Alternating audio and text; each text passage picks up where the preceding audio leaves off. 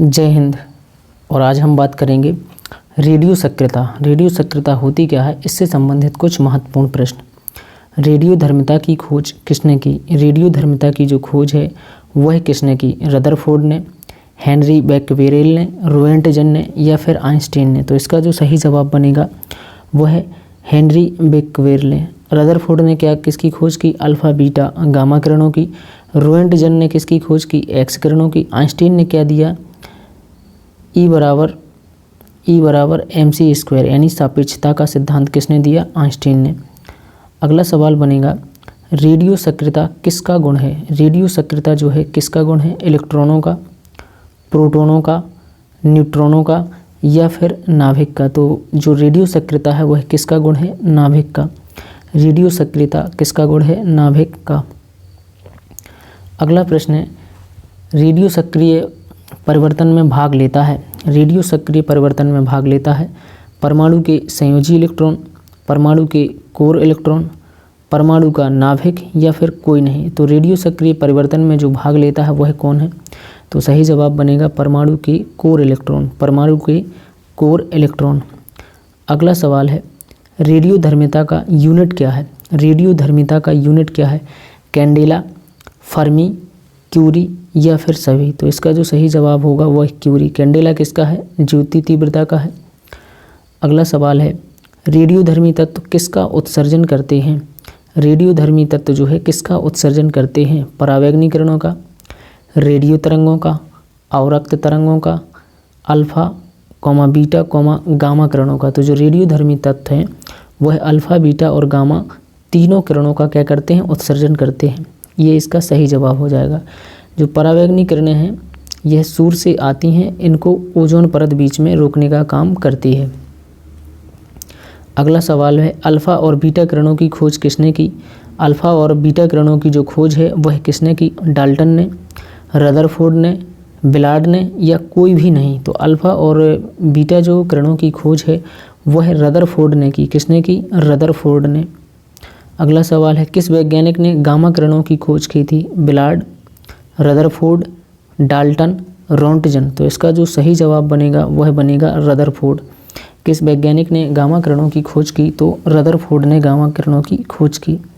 अगला सवाल है नाभिक से निकलने वाले विकिरणों में किसकी वेधन क्षमता सर्वाधिक होती है? नाभिक से जब जो किरणें निकलती हैं उनमें से किसकी वेधन क्षमता यानी भेदने की क्षमता सर्वाधिक होती है? अल्फ़ा किरणों की, बीटा किरणों की, गामा किरणों की या फिर कोई नहीं? तो इसका जो सही जवाब है वह बनेगा गामा किरणों की। गामा किरणों के बाद होती है वेधन क्षमता अल्फ़ा किरणों की, बीटा किरणों की, इसके बाद होती है अल्फ़ा किरणों की। अगला प्रश्न है अल्फ़ा किरणों पर उपस्थित आवेश है 2 इकाई धनावेश, इकाई ऋणावेश, इकाई धनावेश, कोई नहीं?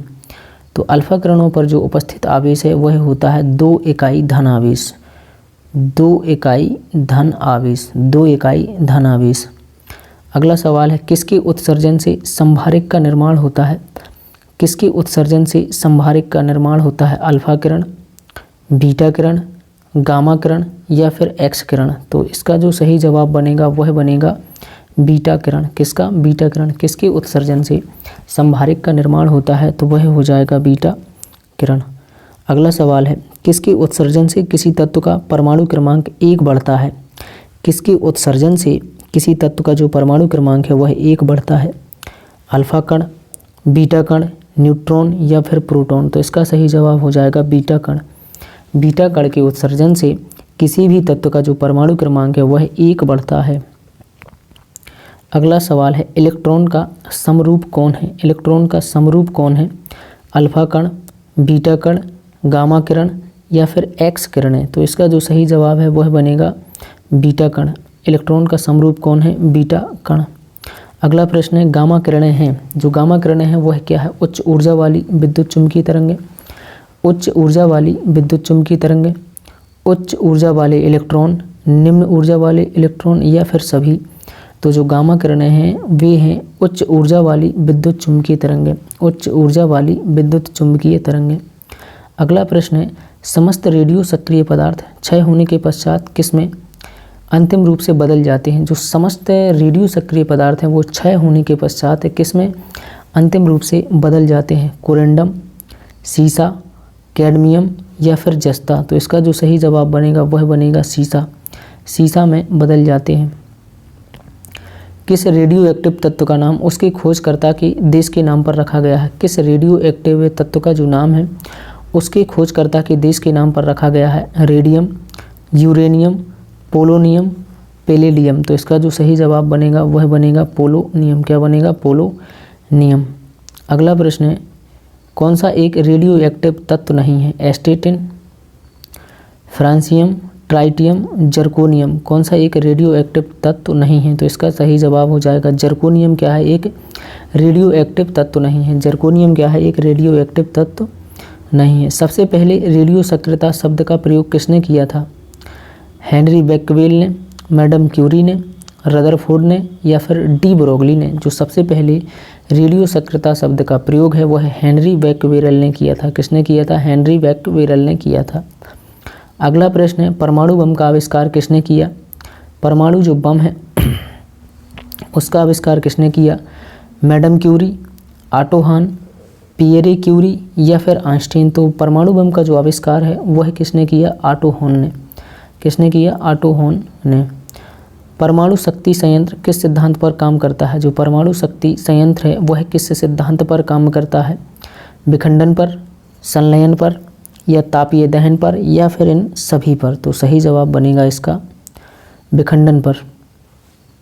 अगला प्रश्न है, कोबाल्ट 60 आमतौर पर विकिरण चिकित्सा में प्रयुक्त होता है क्योंकि यह उत्सर्जित करता है। कोबाल्ट जो 60 है वह आमतौर पर विकिरण चिकित्सा में प्रयुक्त होता है क्योंकि यह उत्सर्जित करता है। क्या उत्सर्जित करता है?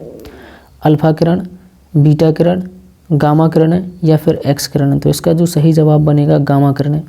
गामा किरणों की वेधन सबसे ज़्यादा होती है, उसके बाद होती है बीटा की और फिर उसके बाद होती है अल्फ़ा की। आई होप आपको ये बहुत अच्छे से समझ में आया हो। तो चैनल को वीडियो को लाइक करें और चैनल को सब्सक्राइब करें। जय हिंद, धन्यवाद।